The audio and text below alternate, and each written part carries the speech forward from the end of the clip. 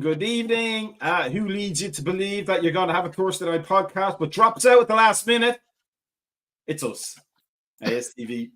The ASTV Thursday night podcast. That's the Tinnipa to the cool kids, especially incumbent presidents and their vice presidents, potential nominees. They love watching this show. They got inspired by the chaos of Thursday nights to create chaos of their own, and why wouldn't they?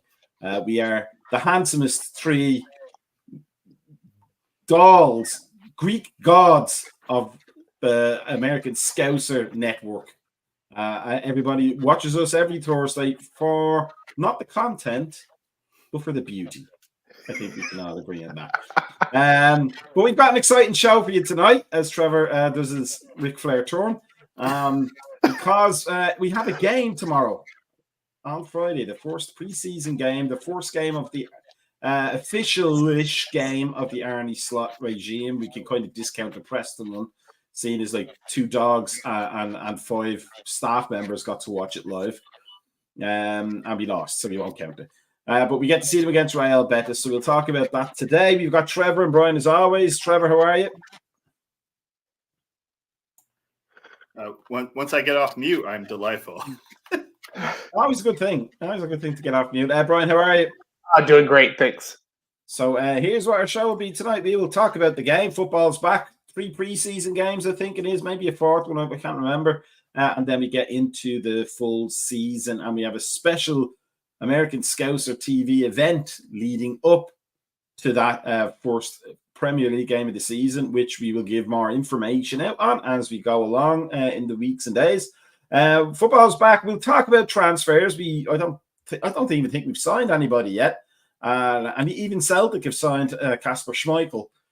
So we've got to be out doing Celtic a little bit, and then we'll talk about sports movies. Our 3 favorites. They don't have to be the best ones, but sports movies that are close to our tiny little handsome hearts. But we'll first start off with the tour. Beginning with Real Betis. I'm not going to attend any games. It's too far away for me, and I've done the American tours for LFC, and it's exciting when you get to see your team, but I'm not sure I want to see the kids and pay an awful lot of money and gas and possibly lodgings as well, because it's so far away from me. But here's the squad that was brought along, if you have good eyesight and you can read that. But Trevor, number 1, what do you think of the squad? Number 2, how excited are you for the game to start? And number 3, what are your expectations for this preseason tour? Well, we can immediately cross Robbo off that list. He's been ruled out for the tour. But more than anything, I just kind of want to see how Slot lines him up. I don't care who's out in the field. I just kind of want to see what his initial formation is, because we've all kind of speculated how he's going to run things, how he's going to operate based on what he did at Feyenoord and with the personnel he had there. But this is a different animal, and I really that's more what I want to see than anything, is just kind of how he puts this group of players on the field.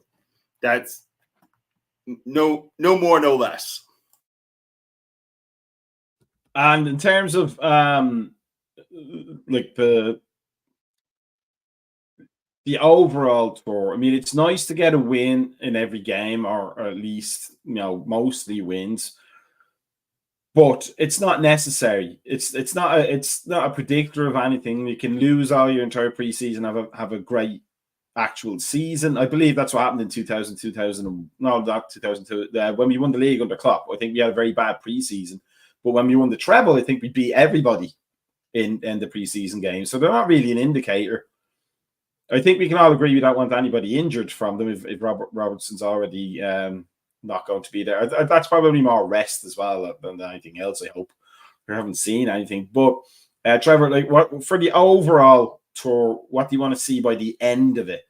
Bear in mind, we probably won't even have the Copa America and European Championships players back to maybe the last game, if that.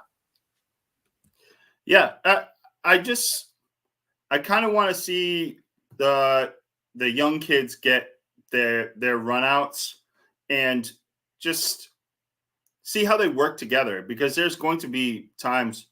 There's going to be times, especially with the way the two cup schedules are going to work this year.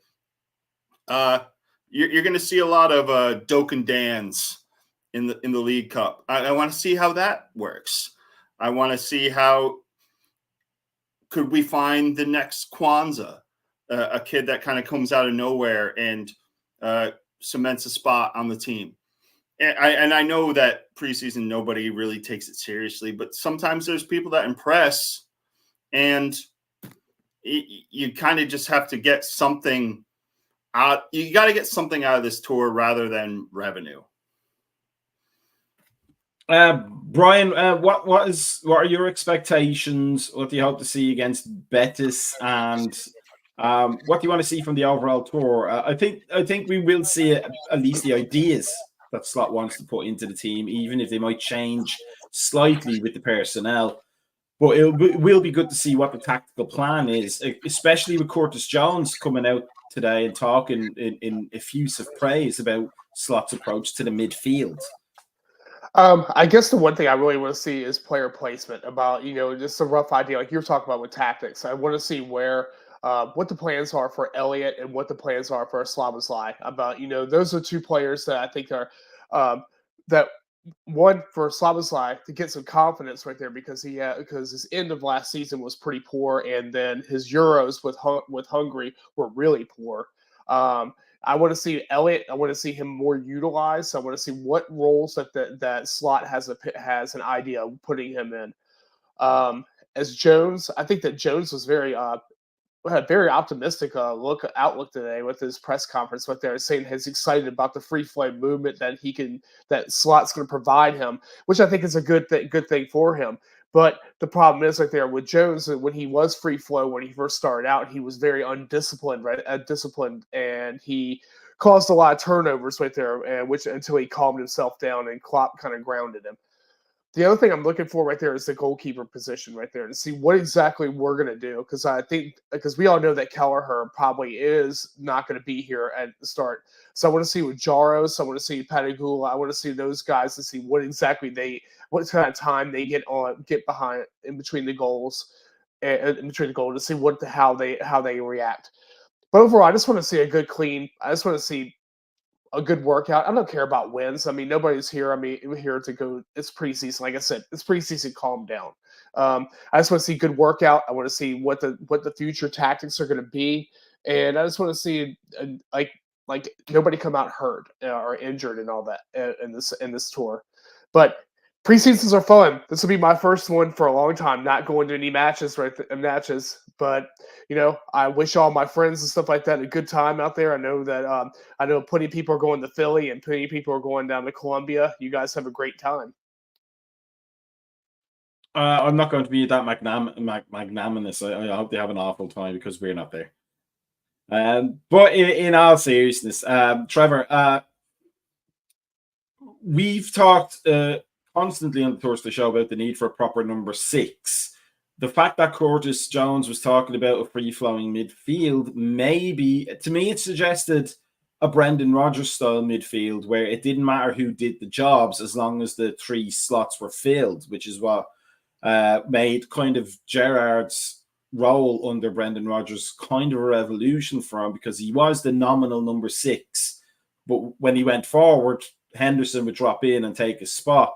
And occasionally we see Coutinho in there as well, as just temporarily as a whole midfielder, which never quite worked out. But that's what Brendan Rodgers liked. He was very much of that Dutch and Spanish sort of, it's not the person, it's the job that needs to be done. But that worries me a little bit about Slot because, as we know, that took a long time for Brendan Rodgers to get right. It took almost an entire season, in fact, for him to get it right. And Coutinho probably made it work because he was a proper number 10. So when we had him on the ball in that position, we had somebody who could create. So in terms of that, are you encouraged by Curtis Jones' remarks, or do you have any sense of trepidation about Slot doing a Brendan and talking a good game theoretically that will be found out a little bit maybe in the hustle and bustle of English football? Yeah, I think Curtis more than anything was kind of trying to just put over the general attitude around what Slot is bringing to the table. It seems that he's not a guy that's coming in and trying to be a taskmaster. And while he's asking a lot of his players, he's not being just super dictatorial about it, which I think this roster will really respond to. And the fact that Jones was talking the way that he was, it seems that there's a lot of guys that are going to get opportunities, which I think is the biggest plus to it all. There's nothing where like this guy is this guy is that, this guy is this. We paid this for this guy, we paid this for this guy, so they're here regardless of form or anything like that. And that is what I took from Jones's comments more than anything, is that everybody's going to get a fair shake. Everybody's going to get a chance to really just step up and stake their claim. And as much as preseason doesn't mean a lot to the fans, it seems to mean a lot to these players that are coming over here, because they are really just trying to impress the new boss and just see if they can do what they can to cement their role on the roster, whether it be as a starter, whether it be as a reserve, whether it be as a guy that can be relied upon. And it's something that I've just championed a million times, being that super sub. Because there's a lot of guys on this team that if you give them a half an hour to really just run at some tired legs, they will fuck shit up. And people don't take that into account enough. And I really just I want everybody to kind of buy into Slot system, to understand their role, and just have it be something where there's no ambiguity. Be like, okay, I know this guy may start against this team with this formation, but I know if I do my thing, Sparky coming with the Jones slander. We love a commitment to a bit more than anything here on the Thursday night ASTV. But more than anything, I really just want to see, and with the midfield more than anything, because that's what the woman from the OLSC Netherlands thing said, that like, as much as we view Slot as a striker whisperer for what he did with Santiago Jimenez, she said that the midfield is where he works his most magic. And if we can turn some of these guys, if he can come in and make Zoboslai give a fuck about tracking back, then that is going to be just so absolutely useful to this team this season. So what you're saying is you want to see where every player slots into the plan. All right, I'm just going to. Yeah, I'm going to go as well. Brian, tomorrow night, it's the first game. It's Real Betis. Apparently, it's the Iron City showdown. It's hard to get excited for that, the way they're trying to bill it and advertise it in that sense. But if we accept that maybe the first 45 minutes could be the absolute like dogged preparation for a better second half, or it could be where everybody that team knows what they're doing, and we'll get to see really what Slot's plan is, and the second half will be lots of changes, and on the rhythm just falls out of the bottom of the team by the 60th minute. In terms of that game, what would you see with the available players would be the most likely players to play that game, like to start against Betis, who are going to challenge for a place for the first Premier League game? I think definitely you're gonna see Mo probably start this match. I think that you probably won't see much of Mo. I see you probably get Mo in like the first like 25, 30 minutes with there just to get a good warm up. I could I think that's a very I'd say that would be probably more than likely what you would see as far as the starting players go. I think Simicast definitely will be out on the left. I mean, because obviously Robertson's not going to be there. Again, like the one thing that's going to go, I'm curious to see how much Kelleher is going to play. I mean, is Kelleher only plays like about the first like like a half or something like that? It's more of a shop window. I think that we're trying to go in there and make sure that we get maximum amount of money for Kelleher for the value that we appraise him at. So I mean, we're definitely pushing for 25 mil for Kelleher. And I think that you have to come there and play him at least a half right there to go there and get that to him. But as far as I think that you're going to see more of I think you're probably in the first couple of opening minutes, you're going to see probably more of the kids play because they're the ones who came there first right there with and know the system. And then I think you're going to gradually go there and have them trickle out to other kids. I look to see right there at Stevenson go there, get a good run out. Chambers, who's about to go on loan, will probably go there and get a good run out. I mean, probably after Simicast, just to get him on there. I think that I don't know if is Dan's even in the squad. I don't think he is because I think he's already agreed to a move to Plymouth already. So I don't know if he's even in the squad. I mean, so by like Bobby Clark's not in the squad because I think he's going to go on loan. So I think you've got to. It's interesting what kids get in there and how long they're going to stay in there and how if they're going to go on loan. Because I think you're going to probably see, again, a sporadic amount of players through this. It's going to be a hodgepodge mess. I mean, we all know this right here. And I'm not looking for a result out of this at all. I think that you're just looking to see who gets the good amount of fitness up and then move on from there. But I think that, again, to go backtrack, I think that Mo's going to get a good amount of time because just trying to figure out what Mo is going to do as far as his movement also. It's shop window time. I mean, again, shop window time for a lot of players. Trevor, here's my thought from what Brian was saying. I think he's right. I think it will be a lot of hodgepodge of players and players that we're probably not going to see, except for maybe the early rounds of the League Cup if they're still hanging around or not sent on loan as the actual season starts. But a good sign of Klopp's effectiveness as a coach and a communicator will be if we see a definite plan from these players who aren't going to play, who probably haven't played together enormously, and at least in pockets. And if we see any sort of cohesion, that's going to speak well for the rest of the season for when the real first teamers come back as to how Arne Slot can get his ideas across.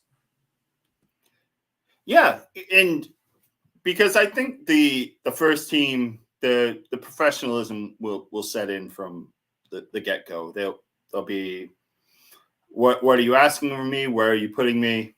And I'll do my best to deal with what you're doing. But if you can get a bunch of kids who are really trying to like prove themselves and can just kind of take his philosophy and try to make it something useful, I think that is going to not necessarily be something that the senior team members are going to be like, this really. But if Slot can kind of just get his point across to these youngins and have his system showcased in these games to a point where it just looks effective.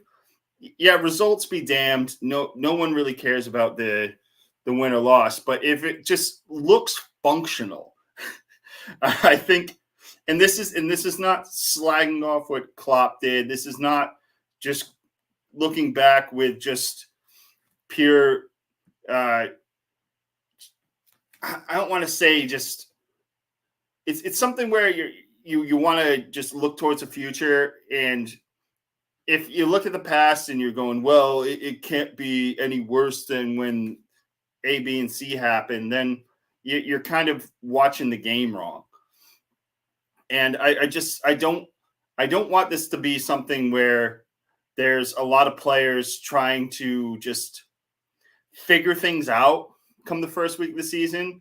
I want there just to be a concise knowledge of what Arne Slot is asking from them, and just go and do it.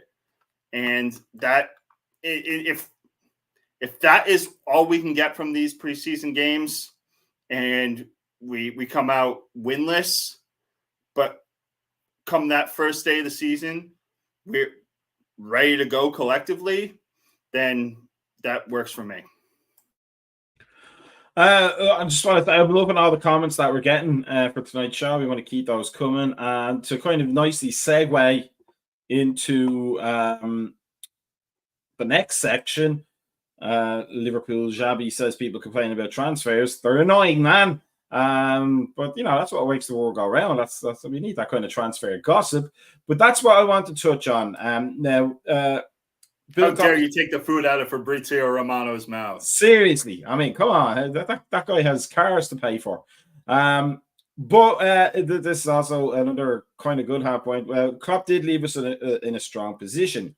When we were talking post-season and towards the end of last season about what we needed for this year coming ahead, we spoke about certain positions like the number 6. We spoke about a replacement or backup for Konate because of his injury concerns. If Kelleher is going, then we need another number 2 goalkeeper, and then maybe start looking at the fullback positions, at least at left back, because Robertson's not going to last forever. So maybe we need a succession plan there. So Brian, whilst these preseason friendlies are going on, the now fabled return of the transfer committee part 2, the revenge, should be doing some work in the background. Other clubs are already making their moves. We're cool as cucumbers here on ASTV, and Liverpool fans in general are cool as cucumbers, except for Saidu. And should we be worried, or at this point, with the way FSG run things, should we be confident that moves are being made in the background and we won't know about them until the day they announce them?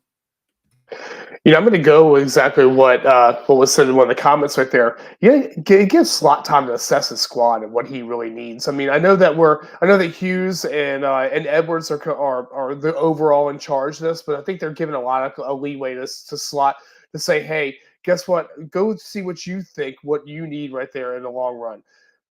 Because just to buy a player right there that has potential and spend a pile of money on them in salary, like Man United did with Euro. I mean, 115 rising to 159,000 for a 18-year-old kid who's only played one season. Come on. I mean, I don't want that either. I mean, we don't need to bankrupt the club on there. I mean, we need tweaking. That's all we really need. We don't need like major signings at the moment.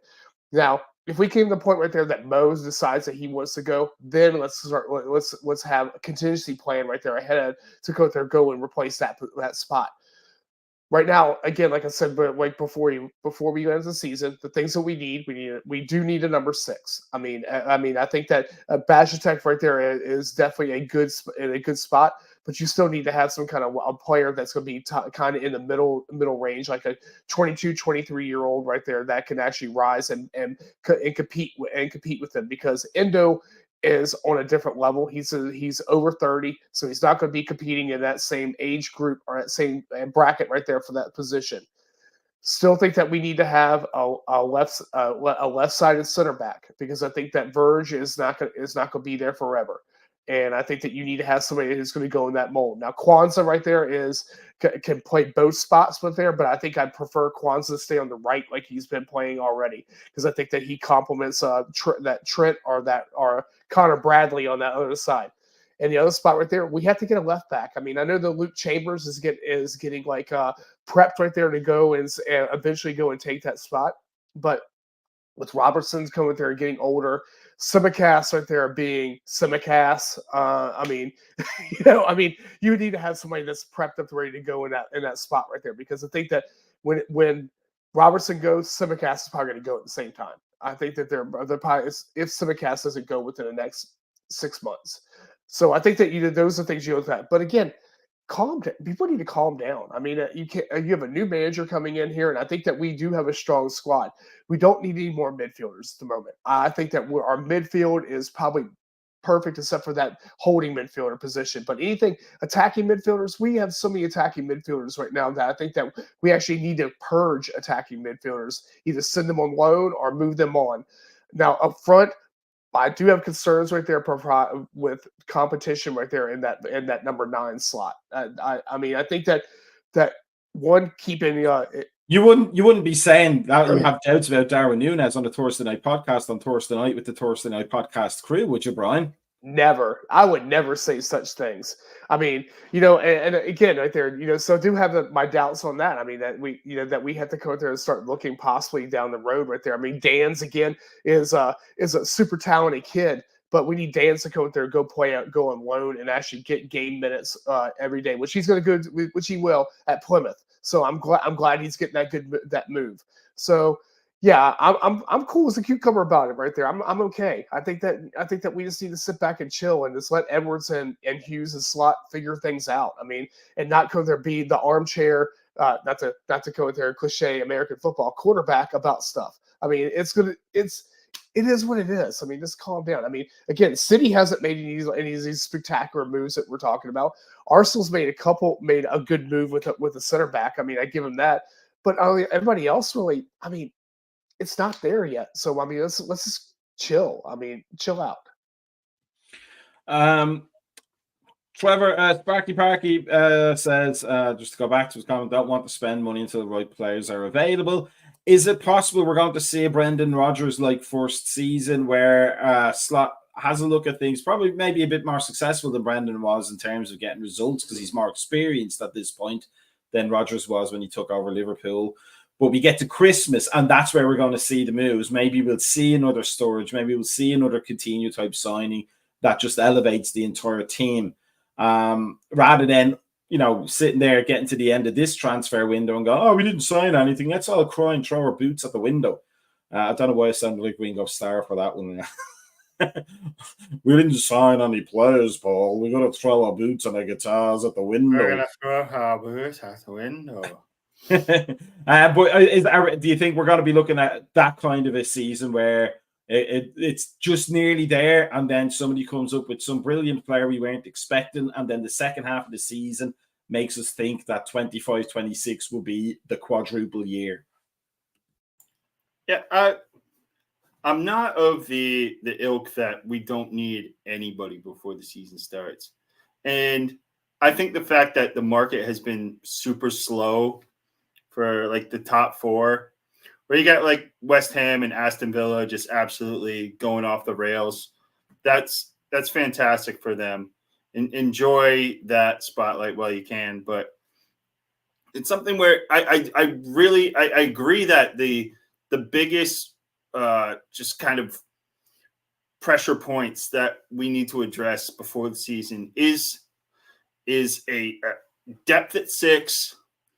And I wouldn't necessarily say a left back, but I just say defensive depth because I don't trust Konate to give us a decent run of games. Robbo already being hurt. Granted, it's something where this is more precautionary than anything. But if Tsimikas had to play 10 games in a row, I wouldn't be too stoked about that. And if somehow we were down to like Owen Beck, that would be even worse, in my opinion. But yeah, I think it's not something where we need to go splash for like a 70 million pound player. But in the way the market is right now, going for like a 40 million guy, that's not a big signing anymore. As people are really trying to just go, oh man, you can't splash that type of cash. And so there's people that are getting bought from the Championship for like 45 million who are going to be squad players. That is just what the market is right now. And that sucks to hear. And I'm sure if somehow Richard Hughes or Michael Edwards heard that sentence through like the 12th channel that they came through, their ears are going to bleed because, 45 million for a squad player. That's kind of just the cost of doing business right now, unless you want to just poach academies. I don't think that there's much that you can do to avoid that pitfall. And with the amount of money I think that we're going to free up after this season, if you take on that type of expense now, it's not going to be damning. And I think the front office and the fan base needs to kind of just reach that just simpatico where, no, there's not going to be a marquee signing, but also there can be a $30 or $40 million signing that isn't a world beater. It could be somebody that just makes the squad better.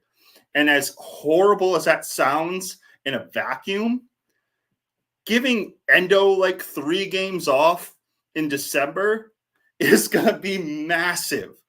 Giving Robbo depth so it doesn't have to be simulcast or bust is massive.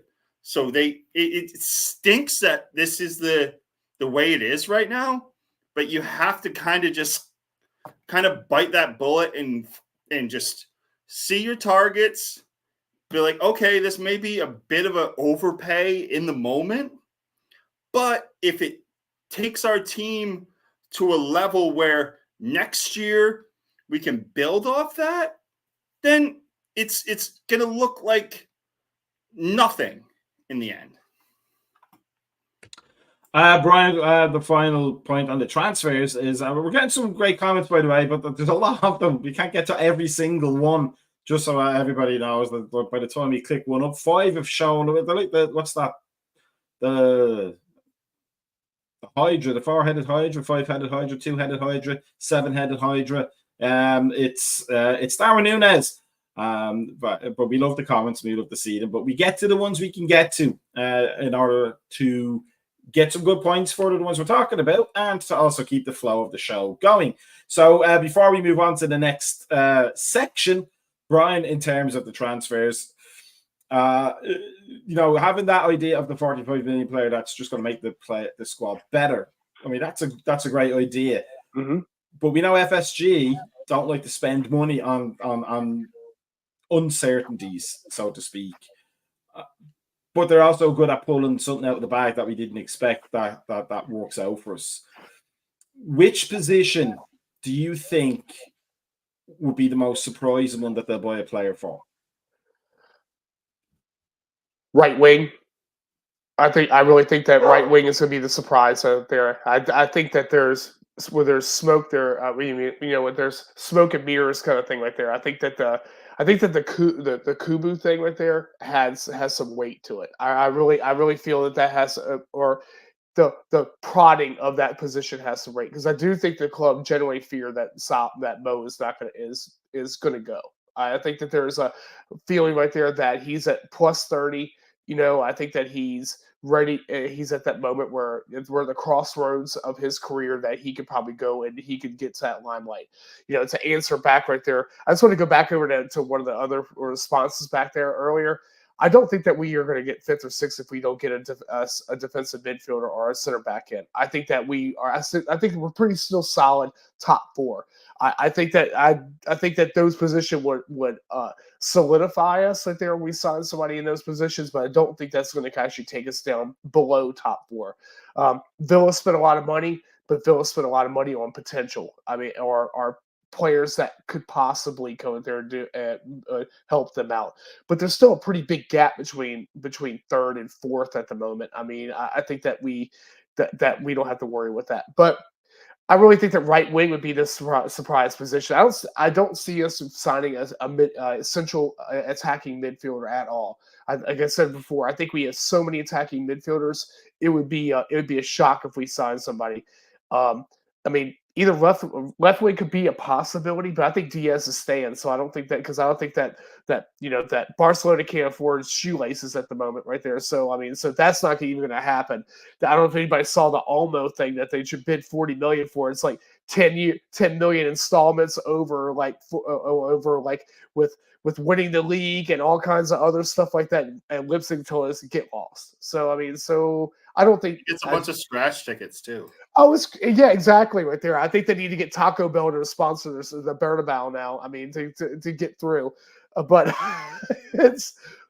yeah. So I think that I mean, Sparky might be right. I mean, it's a possibility. I mean, I mean, because it is a beginning of the season, and like somebody said earlier, we were left pretty strong by Klopp. I mean, as a squad. I mean, let's see where we pan out. I mean, if the right players aren't there, I don't want to spend a pile of money on stuff that's not going to help us out. I mean, I think that's just going to overall hurt us in the long run. Then we have dead weight in the squad that we have to eventually get rid of anyway, and that kind of happened with Brendan Rodgers before, right there. It happened definitely with Hodgkins. It happened big time with him, and I don't want to deal with that stuff. I mean, so we need to go out there and have let's see what Slot wants to do with the squad first, and then we'll go from that point.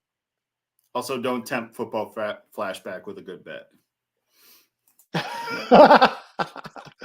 So let's move on from the fantasy of transfers to the fantasy of sports movies, just to mix things up and push our viewers away.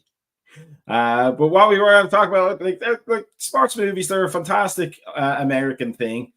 There's always the myriad of basketball movies that always end on the same slow motion buzzer beater shot for the high school team to win the championship against all odds. And then when you research the stories, the actual true stories the films were based on, the team was actually a championship competing team for years before, until they had that one golden generation senior class season.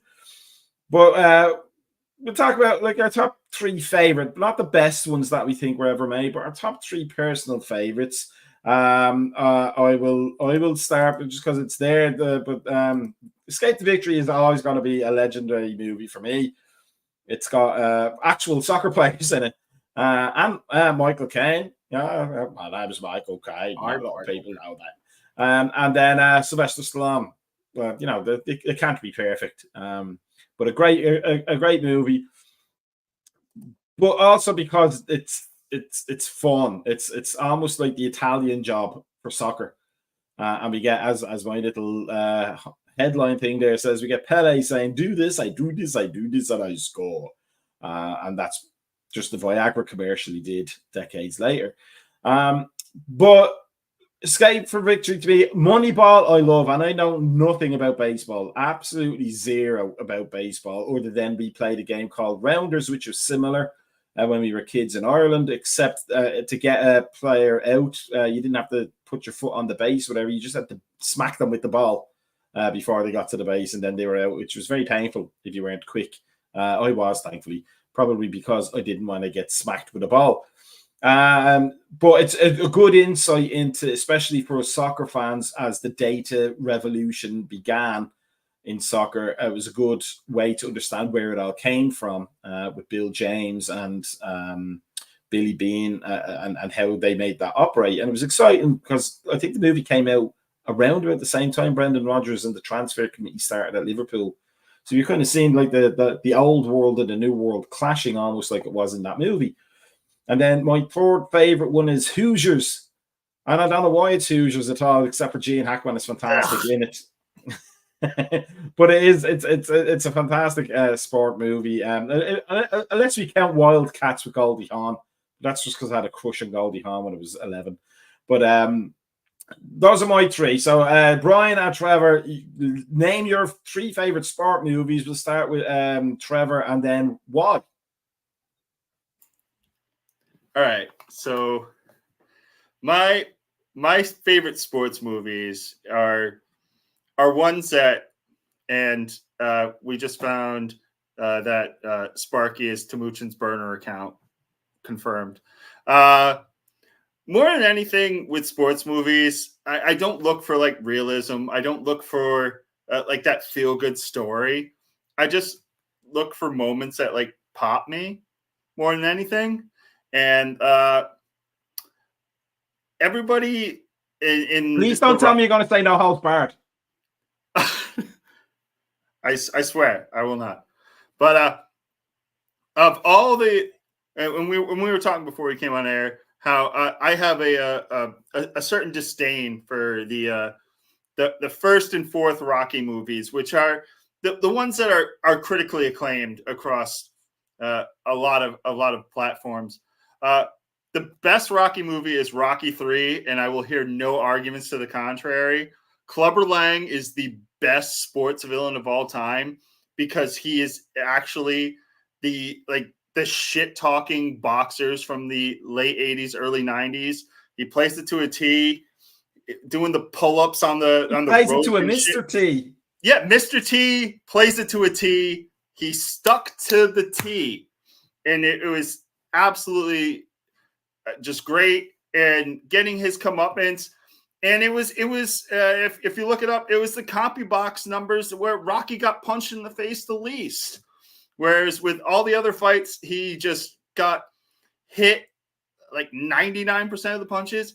He actually dodged some of Clubber Lang's punches, so it actually kind of looked like an actual boxing match. So Rocky 3, that's on the medal stand. In terms of baseball movies, to just further dig the knife into the boss man, everybody would say like Major League or like Bull Durham, but as you know, I just said I kind of don't like it when the good guys win. Little Big League is a movie where it's very unrealistic. Like a kid takes over a team, like he inherits it. He inherits the Minnesota Twins. There's a guy, I forget what show he's from, but it's a show that nobody cared about. But in the end, Ken Griffey Jr. robs a home run, who was my favorite player at the time, to just kill the Twins' dreams. And I was in a full theater, and I went up and cheered, and people started yelling at me because I cheered for the team to lose, and I was nearly kicked out of the theater. And so that holds a special place in my heart. And if we're going to just talk about crushes on women at certain times, Unnecessary Roughness. And if you're of a certain age, you kind of know why that movie would be in somebody's wheelhouse. And if you're not, go look it up. It's a crap movie overall, but it has its pluses. That's Scott Bakula, isn't it? Scott Bakula. Scott Bakula's in it, but he's not the main event. Sparky Parky has a good one there, Ford versus Ferrari. I think that was a good one. I like when they make the race car movies because it's an interesting sport to do. But I'm going to throw one in that's just a bonus feature because I'm hosting and I get to. If you haven't seen it, Iron Claw it was a really good movie. I think not so much about the sport of wrestling. But if you're into wrestling or if you're an old school guy like me, it's a very good story about the Von Erichs and all the tragedies they went through, and there was tragedies. But Brian, go ahead. I'm sorry, I gotta before I get through. It's Necessary Roughness. I misspoke. It's late. I've been up since 3:00 this morning. Well, if it's a bad movie, it's probably unnecessary. It's got Kathy Ireland. God damn it. Oh, okay, that's right. That one. Brian, name your three and then why. Okay, so first one right there is I'm gonna go in the baseball theme. Kinda. Bad News Bears, the original with Walter Matthau. Because I live with Tanner Boyle. My brother is the epitome of the worst sportsmanship there is right there. It was growing up. My brother kicked dirt at people. My brother did all these things right there. It was like watching him play baseball. He was like the most unsporting like person playing baseball. I love him, but he was that guy. My second one, Slapshot. I mean, you can't get back any good. There's nothing great. I mean, you have goons in there going in there, and I mean, everything about that movie right there epitomizes what hockey used to be, not just what you're seeing now right there. I mean, it's coming from a guy from Virginia, by the way. It's brother. That's cool. Yeah. So I mean, you have everything that you want to see from a hockey, from talking from fans from the old AHL days right there with the brawlers, and watching watching the Islanders go there and fight the Rangers. I mean, and then the Flyers go there fighting the Rangers. I mean, all these good things are here that you would think right there back from hockey. And then I guess you could say this one right here is kind of a take off The Longest Yard, but it's kind of like one of those little but in a soccer twist. Mean Machine. You get to see Vinnie Jones going there. I mean, you get to see Jason Statham going there, act like a fucking crazy ass person as playing a goalkeeper, thinking everybody's coming to attack him, and he just basically goes and takes out an entire fucking team at one point. I mean, so it was an enjoyable movie right there. I mean, was it cheesy? Sure, but I mean, was it enjoyable to watch? It's 1:45 UK for Sparky Parky. So for those of us from that part of the world, I'm just wondering if he's watching the overnight ITV shows. He's probably just getting back from the bar. Which is when we used to get to have. Was when I was growing up, the only time we got to see WCW wrestling. Rocky 2 is probably on right now if you want to watch it. Rocky 2. I love Rocky 2. I don't care what anybody says. It's a fantastic movie. But in terms of for either of you, is there a sports movie that the ending makes it all emotional, regardless of how many times you watch it? Where you and I don't mean in the applauding Ken Griffey Jr. nearly getting kicked out of a theater way, but for example, I just watched over the weekend. Oh, I can't remember the name of it now. It's the one with about Thomas Rongan, when he goes to the Last Goal Wins. Last Goal, yeah. Because I saw the original documentary of that when it came out. Because Thomas Rongan was a big figure, and I knew the entire story. And I was still a sucker for that ending with the Jaya or whatever the player, the forward's name was that scored the goal to get the 2-1. I knew exactly what was happening, and it's what's his name? Taika Waititi. Waititi, yeah, he's a very good director, and he knows how to manipulate the emotions. But like that movie for me was like I didn't expect to be like all cheerful and a lump in the throat, despite knowing what the score of the game was. So we got with Trevor's any movie that does that for you. The Champ did it for me originally. The Champ with Ricky, what's his face from Silver Spoons, and John Voight. I remember seeing that as a kid, and that actually brought me to tears. But then Ricky, what's his name? Ricky Schroeder. Yeah, turned out to be. He's a bit of a piece of shit. That's so. Now I'm glad his boxing father dies at the end of that movie. Yeah. I'm gonna echo the sentiments of Sparky Parky. $1 Million Baby is a one that really, especially the first time I saw it, and I didn't know that was going to happen. If you watch it knowing what's going to happen, I don't think it is as impactful. But not knowing what the end game of that the first time, it really screws with you. But I think if there's a movie that is gonna just really, because I'm torn between whether or not it's something that like made me think or made me cry, because there's a lot of movies that really just put sports in perspective, and there's ones that really just go, you need to just, if you don't have a soul, you are not crying right now.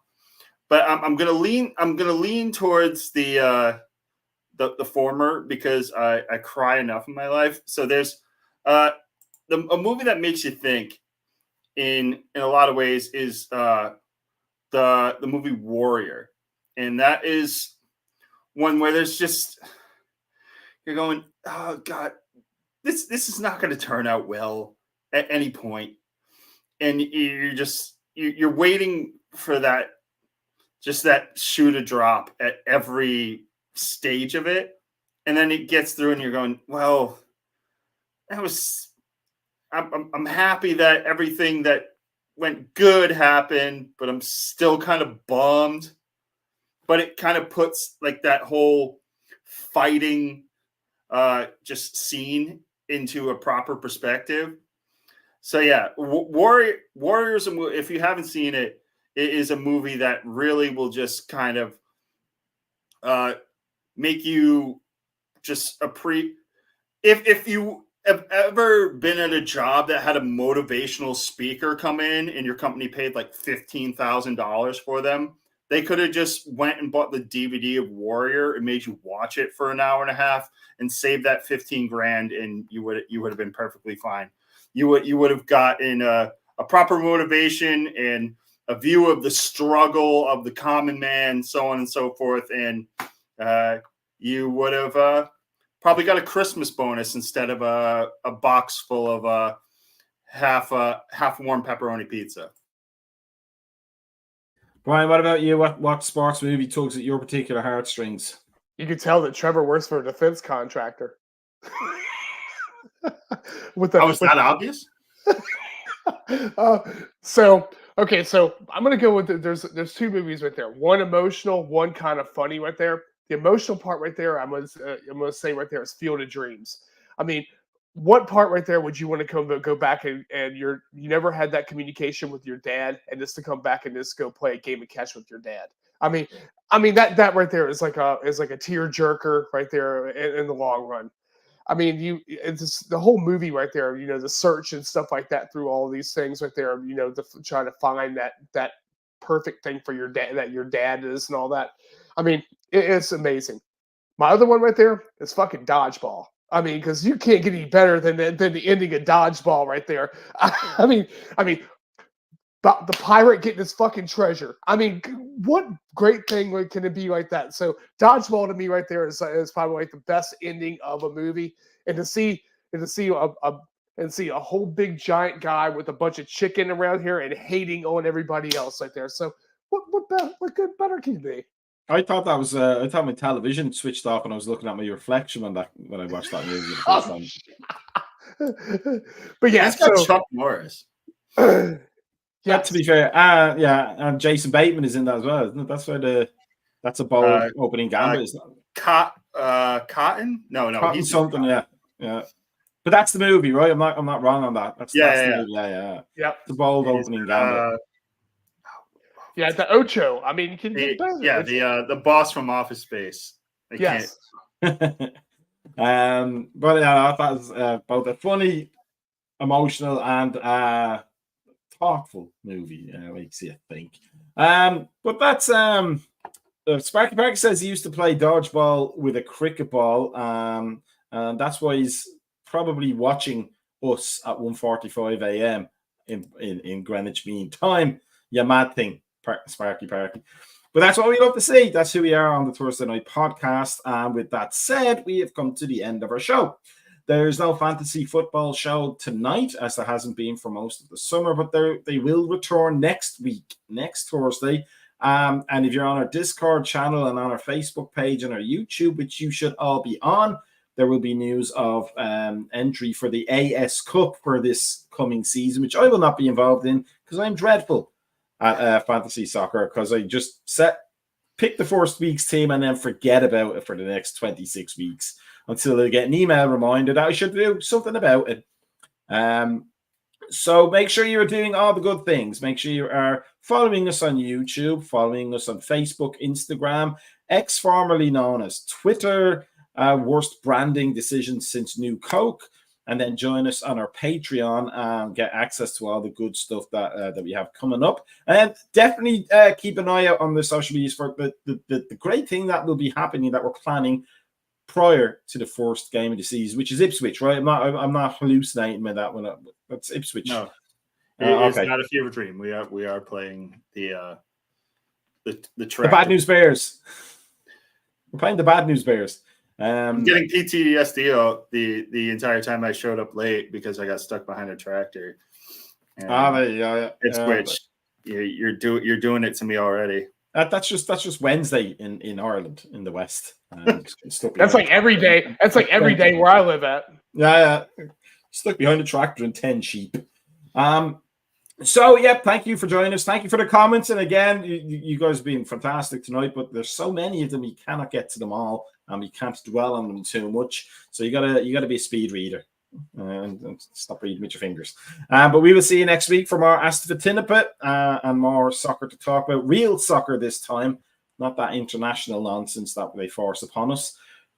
We will enjoy the game tomorrow, I'm sure. The morning coffee will be on in the morning, I believe. So make sure you're watching that. Get any updated news. And then keep an eye out for a possible watch-along tomorrow evening during the game, or a possible pre- and post-match, rather, let me say, for the game, which I think is on ESPN+. I hope so, because otherwise I won't be able to see it. So I'm not paying for ASTV Go this season. It's just too expensive for what you get out of it. So from Brian and from Trevor and from myself, have a good Thursday evening. Have a fantastic weekend. Enjoy the first official game of Randy Slott's regime. We hope it's a good one, and we hope you get to have a lot of fun watching it. And for everybody else, here is the usual Thursday night 70s porn music. Peace out.